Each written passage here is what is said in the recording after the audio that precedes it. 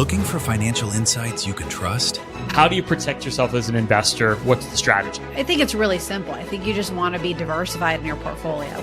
The Payne family brings real-world experience to every conversation. Well, I think that's the problem right now is, right, a lot of people that are close to retirement, they're taking so much risks. And if we do get a big sell-off, it could derail their retirement. Listen to the Pain Points of Wealth on the Red Apple Podcast Network. Listen, all you New Yorkers. Taxi. Okay, man, we're looking around. This is the 77 WABC minicast. Sunday morning. Live long and prosper. With us today again is Dr. Peter Michalos.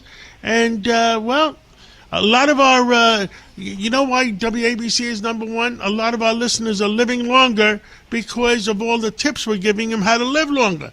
Well, what's our tips for this week, Dr. Peter?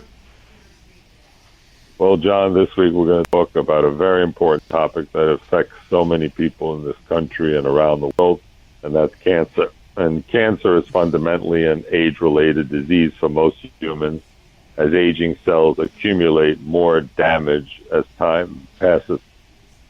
Just like we know that skin cancer is cumulative exposure to ultraviolet light over a lifetime, and you get more melanomas, basal cells, and squamous cells. But current research is suggesting that 50% of cancer could be prevented if we optimize our lifestyles, our diet, our gut microbiome, which of course we know is % of our immunity, and our environment by being in fresh air and having access to clean water. And we have to look at cancer, for example, as trying to keep our body optimized. Our car, when it's running well, for example, we drive down the road, we look at the dashboard on our car, pull our levels on our gauges in the normal range, and our car performs better. And that's how we have to look at our bodies. When all our blood tests, which we call our biomarkers, are in the normal range, for example, our sugar, our lipids, our uric acid, our inflammatory markers, our thyroid hormones, our heavy metals, our sex hormones, our vitamin D, B levels, guess what? Look, we feel better, and we also get less cancer when we're functioning optimally.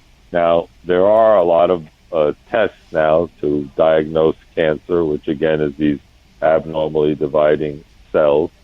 And some of them are the DEA, for example, is a blood test for colon cancer. The good old-fashioned CBC complete blood count sometimes picks up leukemias, abnormal white blood cell growth, or other cells in our hemoglobin.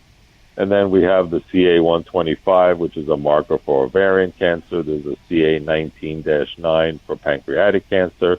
There's even a HCG blood test, which can tell you about ovarian and testicular cancer, and there's even an alpha-fetoprotein marker for people who have liver cancer to diagnose it and even to follow progression. So when you get treatment, you see if the marker comes, you know the cancer is getting better. Of course, the screening tools for everybody that we encourage are the Pap smear test women by Dr. Papanikolaou. That's millions of women from cervical cancer. The PSA test, of course, very important for men to follow, which is the prostate-specific antigen to check for prostate cancer. And, of course, we have colonoscopies. And for those who are afraid of colonoscopies, there's even a test called Cologuard. You can just send off a sample of your poop, and it can find the DNA of cancer cells, and it can show up even before it starts. If it's positive, then you go get a colonoscopy. And if you have a polyp or something that has to be removed, you can end up saving your life. And, of course, for women, mammograms are important. And even men need to do breast exams because breast cancer does exist in men, and it is rising. And for women with dense or fibrous breasts, they even have breast MRIs that can look at more details. Now, how do we prevent cancer?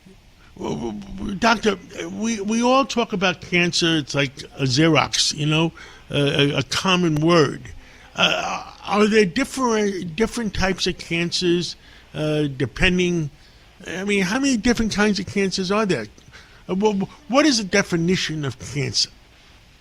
Well, basically, it can be any cell in the body that decides to, instead of multiplying normally, it starts multiplying rapidly, and what I call boundary violations. For example, your finger knows to stop growing at a certain length. Your ear knows to stop growing.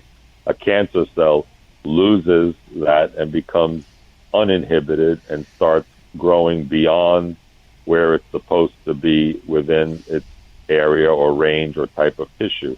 And what happens is that when we have high insulin levels and high blood sugar levels, these are growth signals that encourage these dormant cancer cells to divide. We have a surveillance system called the T killer cells that go around, and whenever there's an abnormal cell, we try to stop it. So it can be any part of the body, ovary, colon, brain. But if it starts growing rapidly, and then when it starts growing, it says, get out of my way, I want to survive, it starts stealing blood vessels, and more blood vessels go around to feed it. And that's what happens. And it's also associated with inflammation. So throughout the body, it affects all the cells. When you have chronic low-grade inflammation from pure diet, stress, damage from DNA, that fuels cancer. And how do we slow it down? We have to cut off its food supply, and that's why fasting helps control cancer. They studied this, and they put people on water fasts for a week, and solid tumors actually shrunk. They thought those people were quacks, but now it's been proven that if you do fasting, you can help control the speed and growth of cancer. Especially staying away from glucose and sugar, which feeds the cancers. Yeah, no, absolutely. And now we have new technologies like vaccines. You can take a sample of your personalized tumor and make a vaccine that attacks the surface proteins on that specific cancer. And now there's even immune therapies that can basically attack specific cancers. But of course, in the end, if you have a solid tumor and it hasn't metastasized, good old, when in doubt, take it out. And people can survive if you catch a tumor early. Just like colon cancer is very curable when caught early before it metastasizes. And cancer cells want to spread and live, and just like viruses spread and live, they want to go to different parts of the body. But again, all these different things, we have to try to reduce it by eating more plants, Mediterranean diet, reducing processed meat. We talked about the sugar. Don't eat like burnt bacon, burnt steaks. People who do all this well-done stuff, all that black stuff is called nitrosamines, and it's known to increase the risk of cancer. And of course, reduce the refined sugars like we talked about, and these are all things you can do. Another blood test. And also all the chemicals we put into our bodies versus eating pure food that our Creator created for us.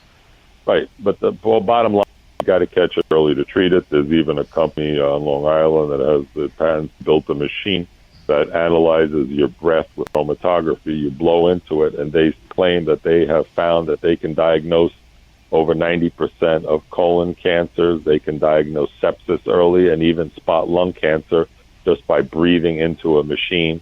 And they could even spot COVID instead of shoving that thing up your nose, the swab. Now you can just breathe into it, and it can pick up COVID. So that's an exciting new technology that we're going to be hearing a lot. It's called the breath scan by a company called Rua, and they're going to be analyzing breath analysis and other tests like the blood test, the Galway test, which can spot 50 cancers before they start.